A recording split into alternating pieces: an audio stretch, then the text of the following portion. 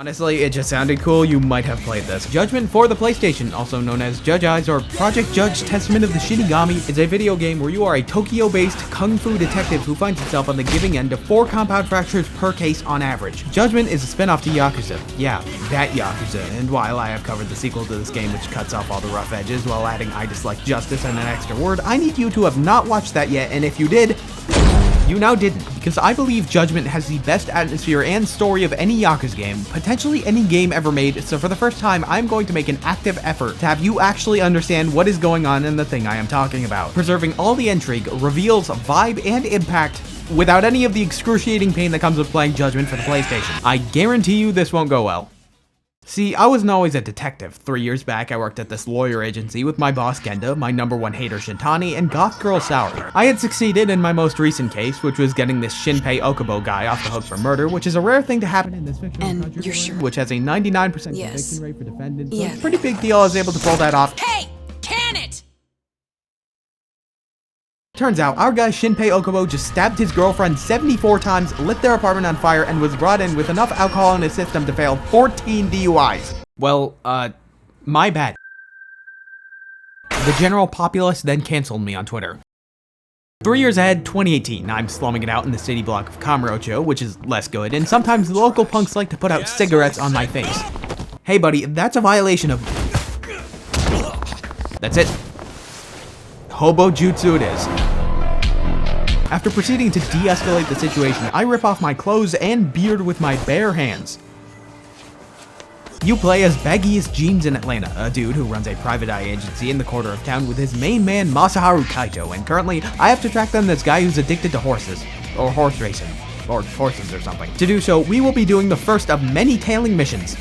They are not good. We have to follow this slug-adjacent man while he forgets about the J-pop boy band singer that just sprinted into an alleyway for the 7th time this afternoon. As said J-pop boy band singer struggles with his object permanence. This goes on for around 12 minutes for every tailing mission. So after twiddling my thumbs for the 12 minutes, he runs away from a corner, kindly encases himself in another corner, and I switch my entire moveset. Let me explain. Takayuki Yagami has 2 styles, Crane and Tiger. Crane is for putting your shoes into the mouths of multiple attackers, while Tiger is for slap fighting one specific guy you don't like. The problem is Crane's style won't even be fully designed until the next game 3 years later, so you can unlock a number of Tiger-specific upgrades. We're talking passive improvements, charging up hits, quick rolls, dodge cancels, Dragon Ball Chi Blast. Crane does not have these. Counterpoint, Yagami got them. What a waste. After a submission beating, I begin asking for the money. Hey, Kaito. Honestly, we did not need to get to that yet. He starts saying that I'll sue for breaking his nose, but guess what, buddy? If you were paying attention earlier, you'd know that I've got my undergraduate at the University of Quora. So here's our town. We've got a statistic of 12 arrests per hour, a burglary ring, who are the exception to that rule, the watchful eye of the Tojo clan Yakuza, and of course a string of serial killings, all tied together with how all of the victims no longer have eyes. Welcome to Baltimore. As for me, I am basically the adopted Nepo baby's son of high-ranking Yakuza Matsugane, who is a patriarch of his own family, which is how I met the now ex-Yakuza Kaito. And this is Captain Hamura of that family. He does not like us. I like to keep in touch with my old law office for any work they might have, and I meet the newly hired, well-renowned beta male Shinji while paying a visit for that work. And looks like we have some. Shintani just mentioned at a bar that Captain Hamura just killed a guy and gouged his eyes out. Wow, that was fast, I hear you thinking, but he might have not done it, and that's Shintani's job to prove, so I need to find evidence to defend him, even if we don't like the guy. Hamura. And Shintani, we don't like him either, I guess. So we meet him at the PD, and he tells us he doesn't really have anything to say except that he claims he was at a sauna at the time the victim died, but he gives us some motivation by relentlessly bullying me for getting that girl killed 3 years back. Thank you, Hamura. So here's what happened. Hamura drags rival Yakuza guy into club. They jump him for a while. Hamura dismisses his men. Rival Yakuza guy dies of ice pick to the judge eyes and gets dumped out back. We are going to prove that Hamura didn't do the ice picking. So in chapter 1, you mainly just go around for evidence, asking around the sauna, the bar, guy called Sugamo and his ability to access Twitter.com, Hamura clocked a guy in the teeth, that's neat, until eventually we come up to the headquarters of the rival Yakuza clan. This is definitely not going to be worth it. So after sneaking in on a pizza delivery, I head topside and get spotted and the camera breaks. I don't know what's going on. Why can't I move? So anyways, Kyorei Captain Murase, go and write that down in your rapidly expanding list of names. Alright, good. Okay, I killed him. He told us he checked the scene and that Hamura was not there at the time the victim died. That's a contradiction and means we're right. He didn't kill him. So Murase, thanks man, I'm gonna need you to let this one slide. Let me go home and think for a second. Right, so that guy Hamura clocked in the teeth. Let's go find him. That guy is basically a boyfriend for hire that works at Club Stardust, otherwise known as the place where this happened. Fuckhead. You couldn't be any more Yakuza if you tried. And this. Look, that's not important. I tracked him down through people being thirsty on Twitter, which is the most reliable way to do it, and get myself an interview, and yeah, that host got slugged by Hamura for not oiling up, which, I mean, that says something about Hamura, but if we could find a camera that recorded it, we win. And I did find a camera right as I got jumped by Murase, but anyways, fun fact about Friendly AI and Judgment 2018.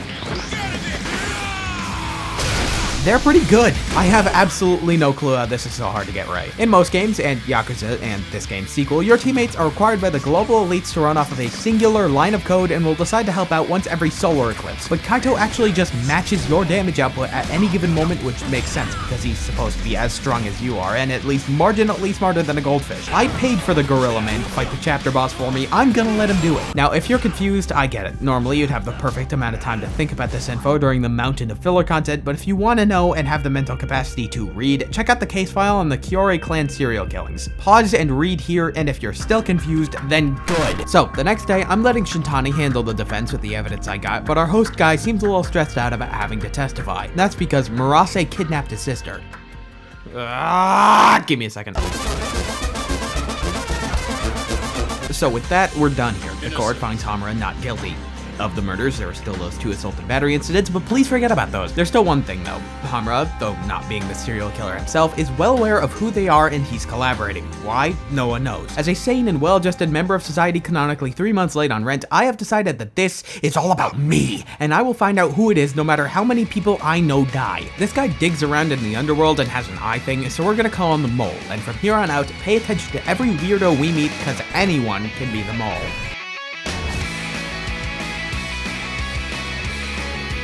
So anyways, this reporter named Totori walks up and bullies us for getting that girl killed 3 years back. Alright, cool. Mole suspect number 1 making good time here. So we have approximately 0 leads for any of this, but we do have a couple other eye-gouging victims, all of them tied together by being Yakuza, and all of them cold cases. Not to be reductive, but I could do better than that. Turns out trying to smell DNA evidence from 7-month-old crime scenes is a bit harder than I thought, so I'm just gonna hit up my guy Kaito-san. But before succumbing to my natural gravitational enemy during the chase, I get dapped up. This is Jester. He leads a burglary ring, and the police can't catch him nor identify him despite being visibly one of the 9 gingers in Japan. Hopefully he didn't DM any high schoolers before handing that back. Anymore, I mean. Yagami is already a male cougar by default. So, in order to find more about the Mole, we're gonna need a friend of Kaito's, Ayabe, a dirty cop who sells that juicy police info at a premium. Before me wheat him though, I have to help out this funny Korean guy from the most enthusiastic English dub character of all time. Mind your fucking business! Who do you think you are? He's in the Keihin gang. What's a Keihin gang? They have absolutely nothing to do with the story, but you occasionally will get texts that they're causing chaos, which causes the encounter rate to quadruple until you fight several boss fights around town. It is not that good. So our dirty cop is at a place called Koibrad. You do fishing there just to chill time in the lake. But it harbors a number of dark secrets, like the authentic dragon engine physics, which allows you to run into this shelf and... Christ. And the underground gambling hall in the basement, so I introduce myself to the most crackhead looking man there. That's Ayabe. Ayabe hands us a folder of confidential material and dementedly threatens us about keeping it on the DL. You're dead. And then wastes absolutely no time complaining about his boss, Kuroiwa. Apparently, the police chief is actually a real big fan of us. Cool, I think we could trust this guy. Do you think we could trust this guy? I think we could trust this guy. Alright, Ayabe, I will pay in Fent. You look like you can make use of that. So with the info, we have some legroom for the case, but I need funding. So naturally, it's time to work at a brothel, alright? It's for the greater good. I have to stop the Mole, okay. So we welcome in our first female heterosexual patron. Uh-oh. Bad at everything. Tuck. That's not good. Put it on. Gotta get away. Gotta get away. Hamura tries to lobotomize me like a defeated lobster, but I fight my way out with the power of gaming, and just when he comes back to diddle me at gunpoint, Jester shows up to bail me out. I proceed to Tony Hawk out of line of sight. You know, you really ought to be more considerate. Some people want to get pounded by groups of strange men. Well, Did you? Not the point. Look, you gotta have a good reason for randomly drop-kicking a group of armed criminals. I don't know. What does that mean? Did your neighborhood put a sign up for you? Being big on face reveal, leave me alone. Did they? At this point, you may notice some of my health bars locked up, which build whenever I get shot, stabbed, or hit in the nuts really, really hard. This is an allegory for my organ shutting down. Normally, I would take Yagami to an actual hospital, but he can't afford the fees. I could never relate to that problem, you know, as an American, but to slow our encroaching bloodlust delirium, we'll have to go to the notoriously sterile environment, the sewers, and purchase expensive treatment or even more expensive and difficult to carry medkits. There is a reason this game mechanic never showed up again. So anyways, Kaito's at the office with his old Yakuza buddy Higashi, who had already sent in his guys to slow Kaito down before he fights him. Why? This Higashi reports straight to Hamura nowadays. As possibly the most conspicuous man on the planet, Kaito wants me to tail Higashi, so after the suffering of doing that, I enter the Yakuza-owned arcade he manages, bulldoze the other employee because I hate physics, and bring up that time when the Matsugane office got robbed, and Kaito, who failed to defend it, nearly had to circumcise himself. This is normal Yakuza conduct. Do not worry about it. Furthermore, technically Aibe tells us this part a bit later, but the robbery only happened because Kaito was at gunpoint and tried to rely on Higashi as he just sat there like a deer in headlights. Or my dog. But if we're looking for a thief, I think I know who it is, so I run into one of the members of the burglary ring, Crow, who admits they have no clue what I'm talking about, and also Jester just quit. So as thanks, I inform him his Jordans are fake, and then I kill him. Cool, okay, time to find the actual thief, Red Nose, a guy with a nose and that nose is red. I asked the local poor people, including this Fallout ghoul, about him. Some volunteers are handing out free food. But I'm not getting any good answers besides that Red Nose is probably rotting in the sewers. Yeah, thanks, man. Kinda limp-wristed that one. The only thing we can do now is ask Higashi directly. We pull up and he treats us to some traditional Japanese hospitality for foreigners, but gets distracted by the poor people long enough for me to take the gun and empty the rest of the cylinder into the apartments above us filled with single mothers. After defeating Higashi, after letting Kaito defeat Higashi, he gives us the whole scoop in how he tracked Red Nose down, and so did Hamura. But then Hamura gave Higashi the gun and told him to finish the guy off. The only thing he could do was let out several gay moans as Hamura... What do you think Hamura does? Oh wow, you scream like a fucking whore. Kind of a turn on, to be honest. Hamura is not an allegory for anyone in particular, and us defending him in court is not related to anything at all. That went down about a year ago, and with his prints on the gun, Higashi has been Hamura's obedient male wife ever since, but you know what? That stops now. But first, yeah, he's gotta get curb stomped back at home. But at the same time, two Matsugane guys are minding their own business as they get shot and have their eyes shot out. Could that be the mole? No! The next morning, we read that a Kyorei assassin killed two guys as vengeance for the previous eye gouge victims, so yeah. The longer no one knows who did it, the higher chance that this mole causes a Yakuza clan war. I understand how you could see that as a large first priority kind of issue, but before that, I need to defend Hoshino for the crime of stealing the Genda law office cake. Alright, great. I take the time to visit Higashi again, and he informs us that his pimp has gone into hiding. That will be an issue later, but for now, Shintani wants to talk, and specifically needs us to... Right off. I don't think he's a fan of my schizo mole delusion, half due to him being my biggest hater, and half due to, if you can't tell, he knows something we don't. Suspicious. Shintani! But midway through bribing an officer of the state again, his boss, the police chief, and Kuroiwa all show up to... Kuroiwa. That's what I'm saying. Kuroiwa shows up to bully me about getting that girl killed 3 years back, which has been happening a lot lately. So we get tipped off about someone in Murase's family who, while we were trying to drone him, kindly pays us a visit and even tries to take our pictures with his cameras. Fortunately, we ourselves are paid a visit by the homie Wrench from Watch Dogs 2. With the homie Wrench from Watch Dogs 2 and Kaitoroni, I was able to flatline everyone else on the rooftop. Jester then states that he wants to help out. Hi. Oh shit. You're ugly. This is Sugiura, not Jester. Now, yeah, I did bring him to the arcade, mostly because Higashi is our friend and he cannot insist otherwise at this point in time. He says for no particular reason that he wants to help out, and surely he doesn't kill people with ice picks. So hey, welcome to the Judgment. Your chance of survival has drastically decreased during the runtime of this game. So after the Keihin gang attack again, I begin doing some filler. You want to do some filler? My friend Mari is holding a betting pool on who can guess her job, and I like gambling, so after piecing together some of the clues, I get it wrong anyway. Darn. So anyways, instead of letting this go, I am going to stalk her. No one has asked me to do this, and even if they did, I only require the love of the game. A lady can never be too careful. So after putting on my disguise, I follow her into the Koi Bridge gambling ring, which is what she does for a living. Remember kids, an addiction implies that you lose. I believe I'll call that a day. Back in my office, Shintani comes out and... It's time. Where are you? Uh-oh.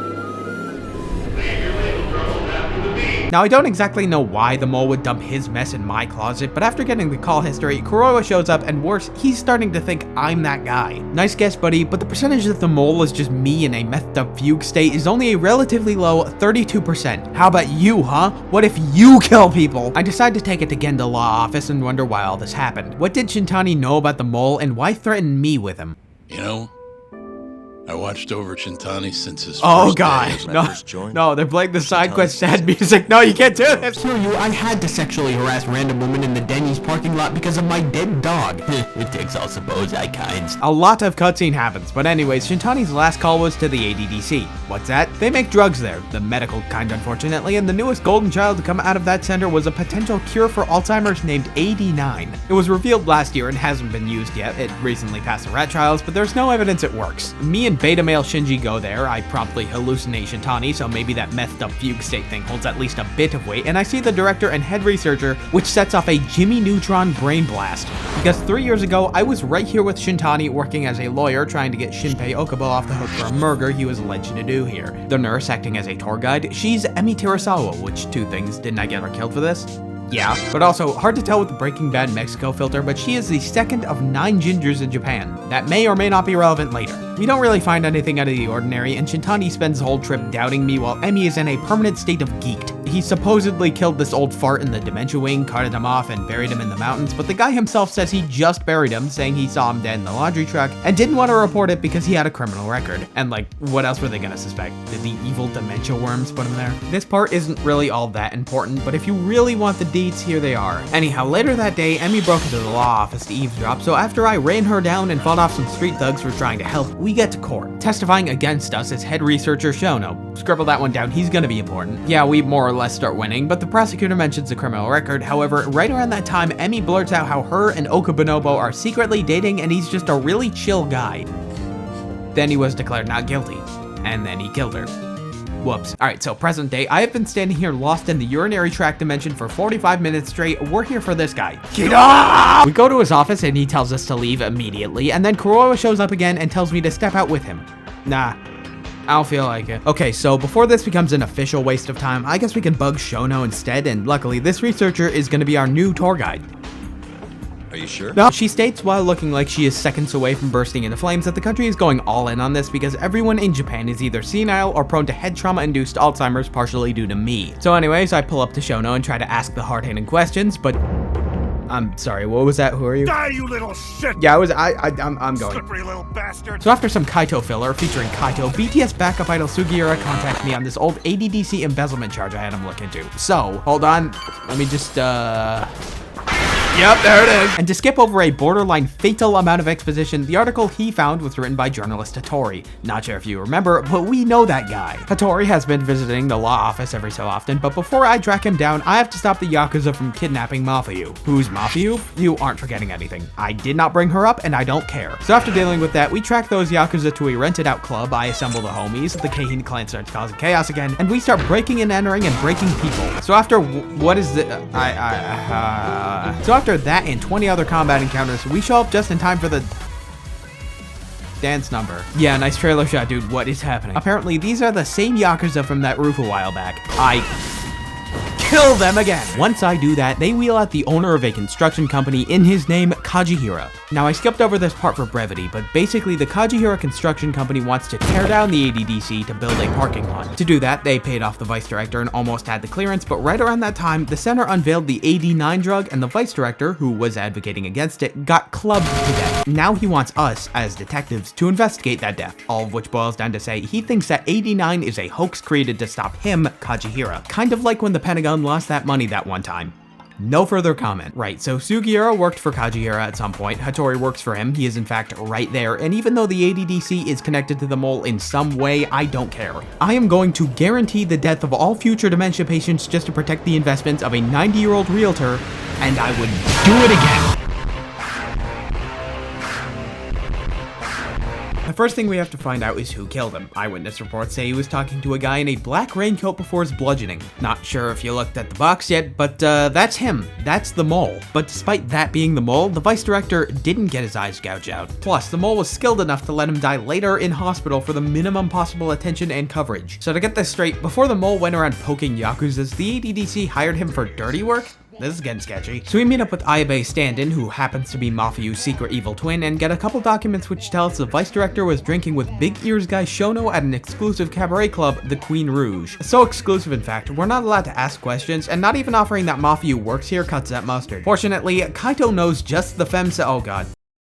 Hey, have you ever thought about prostitution? So after some vehement convincing and getting nowhere, Hoshino says he's on board, and she— I'll do it. No, I don't believe it. So after playing the Flash game, it's time to follow Judgment side character Yagami while Beyblading through the streets. And after listening to middle-aged businessmen talk about taxes for a shift, I'm honestly forgetting what the point of this was, and I'm pretty sure development studio Ryuga We Will Revive Everybody, This Is a Threat, Gotoku did too. But at that moment, one of the other hostesses randomly decides to mention, oh hey, one of my clients actually got clubbed to death right after leaving, so yeah, that's cool. Cut to Judgment side character Yigimi currently helping Kaito Dad Max.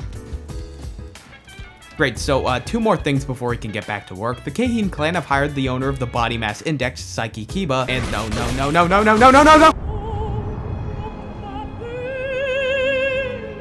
In the other timeline where that didn't happen, Kuroda shows up again, and he still thinks I did it, so he's dragging us over to meet a public prosecutor named Izumida, who additionally does not like me, and I think Kuroi was hoping that he'll finally put me back in my insane asylum. And also, he's nearly got Aibe nailed for the whole dirty cop thing, which explains the short leash he's on, but anyway, Sari called me over to interrogate the hostess she met, and it's a good thing that that same hostess remembers everything and is ready and willing to not ask a single question. So the vice director was, before he died that night, suspicious of the 89 drug. Yeah, that makes sense, he's getting bribed to do so, but honestly, I don't know what you expected to get from the Barbie chapter. So, read! So the next day after sleeping like this somehow, Ayabe broke into my office to tell me that if I mess up this prosecutor thing today, he will personally kill me. No pressure, nor offense. So Izumida the prosecutor is there with 2 other prosecutors, Mafuyu who is also a prosecutor but on my team, and the Megasecutor. I do not have a lawyer to represent me, which is something that someone who's been a lawyer would never do. Good going, Yagamo. They think I killed Shintani, but for whatever reason loop that back into the ADDC and the several researchers I screeched at a while ago, so in response I put everyone through my schizotypal theory about the plot of the video game I'm in. All of that so I can say that anyone who gets close to this 89 business seems to be getting assassinated, so then I rationally and calmly request— answer me, Izumida! But right as I'm about to get into a martial arts tournament with the entire legal system, the chief prosecutor gets a call and they're gonna be bringing in Ayabe. You know, for that one time he killed and gouged out the eyes of Genda Law Office lawyer Masamichi Shintani. Warg, Shintani was killed by a gunshot wound from a police revolver, and he's the only guy in the department who looks like enough of a crackhead to kill someone for pocket change. They never even suspected me in the first place. Apparently, arresting an active duty officer so difficult you needed to go after random dude me as cover, and in case it's not obvious again, these prosecutors also know something we don't. So Ayabe calls, yeah man, how's it going? Yeah, I'll take your case. I mean, I'm broke and I don't really want to pay you. Hey, get moving, go, leave. Talk later, Pookie. Back at the jail, we ask him what exactly they meant by that, and he says it was definitely his gun that killed Shintani, which they know from the striations, whatever. Look, he claims that he had his gun stolen, got roofied, and woke up on a park bench with it back in its holster. He couldn't just report that, cause, well, dirty cop, but of course, it's still unlikely that he killed him. Well, I mean, you're not the killer, right? That was very productive. College essays here if you want it. So one last thing before I clock out this episode, Hamura is just about our last lead on this, so it's time to find my adoptive dad. So after the Keihin gang starts causing chaos again, I'm informed by Higashi he doesn't know where Matsugane is right now, so I start doing, you know, whatever you can imagine until he just— what's poppin', Yuggalo? I backdoored his pacemaker. So we pull up to the fancy restaurant, but instead of being able to ask him questions, Matsugane instead proposes to either give up on this mole thing or be grounded.